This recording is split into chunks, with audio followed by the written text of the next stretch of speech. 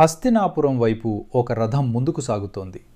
ఆ రథంలో ఒక మహాయోధుడు, ఒక భవిష్యత్తు రాణి, తన జీవితాన్ని త్యాగం చేసినవాడు. తండ్రి కోసమే కాదు, ఒక వంశం కోసం ప్రతిజ్ఞ చేసినవాడు. అతడే భీష్ముడు. ఆ రోజు హస్తినాపురం ఆనందంతో ముంచెత్తింది. వీధులు పూలలంకడించబడ్డాయి. ప్రజలు జయ జయధ్వానాలు చేశారు. కానీ ఆ ఆనందం వెనుక ఒక నిశ్శబ్ద బాధ దాగి ఉంది. శాంతను మహారాజు తన కుమారుని చూసి గర్వంతో నిండిపోయాడు. నీవు చేసిన త్యాగం అసాధారణం అని అన్నాడు. ఆ క్షణం ఒక వరం ఇచ్చాడు. సాధారణమైనది కాదు, ఇచ్ఛా మరణం. నీవు ఎప్పుడు మరణించాలనుకుంటే అప్పుడే మరణం నీకు వస్తుంది. ఈ వరం భీష్ముడిని శాశ్వత యోధుడిగా మార్చింది. సత్యవతి ఇప్పుడు హస్తినాపుర రాణి. ఆమెకు ఒకే ఆశయం, తన వంశం సింహాసనాన్ని అధిరోహించాలి. కాలం గడిచింది. రాజ్యానికి వారసులు పుట్టారు. చిత్రాంగదుడు, విచిత్ర వీర్యుడు. హస్తినాపురం బయటికి చూస్తే శాంతంగా ఉంది. ప్రజలు సంతోషంగా ఉన్నారు. రాజ్యం బలంగా ఉంది. కానీ అంతఃపురంలో ఒక నిశ్శబ్ద యుద్ధం నడుస్తోంది.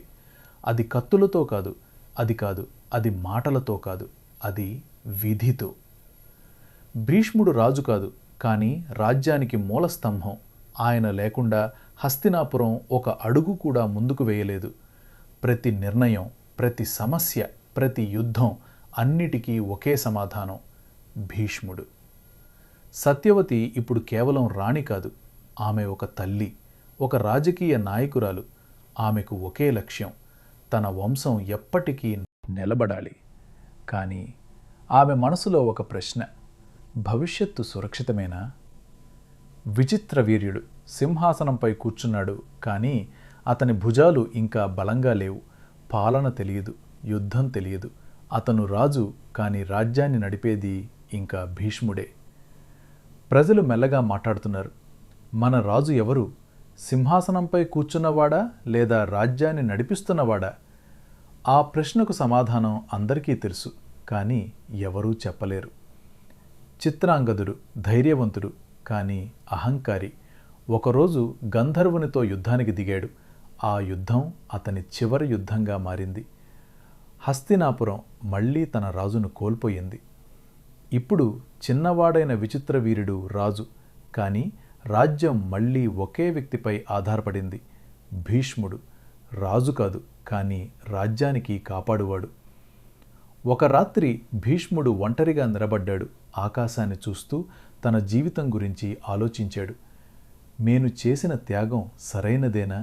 ఈ రాజ్యం కోసం నా జీవితాన్ని కోల్పోవటం విలువైనదేనా? జవాబు అతనికే తెలియలేదు. కాలం ఎప్పుడూ ఒకేలా ఉండదు. మార్పు తప్పనిసరి. హస్తినాపురం కూడా ఒక పెద్ద మార్పు దిశగా సాగుతోంది. ఒకరోజు సత్యవతి భీష్ముణ్ణి పిలిచింది. ఆమె కళ్ళలో ఒక స్పష్టమైన నిర్ణయం ఉంది. ఇప్పుడు సమయం వచ్చింది. విచిత్ర వీరుడికి వివాహం జరగాలి. ఈ వంశం కొనసాగాలి. ఇది కేవలం ఒక పెళ్లి కాదు, ఇది హస్తినాపురం భవిష్యత్తు. భీష్ముడు మరలా ఒక బాధ్యతను స్వీకరించాడు. తనకు సంబంధం లేని ఒక జీవితాన్ని మళ్ళీ తన భుజాలపై మోసుకోవాలని నిర్ణయించుకున్నాడు. ప్రపంచం ప్రశాంతంగా ఉంది, కానీ అది తుఫాన్కు ముందు నిశ్శబ్దం. ఎందుకంటే ఇప్పుడు జరిగేది ఒక రాజ్యం మాత్రమే కాదు, ఒక మహాయుద్ధానికి బీజం వేస్తుంది. కాశీ రాజ్యం. అక్కడ ఒక గొప్ప స్వయంవరం సిద్ధమవుతోంది. 3 రాజకుమార్తెలు, అంబ, అంబిక, అంబాలిక, తమ భవిష్యత్తును నిర్ణయించుకునే క్షణం కోసం ఎదురుచూస్తున్నారు. కానీ వారి నిర్ణయం వారి చేతుల్లో ఉండదు. ఒక యోధుడు ఒక ప్రతిజ్ఞతో ముందుకు వస్తాడు. ఒక స్త్రీ తన విధితో పోరాడుతుంది.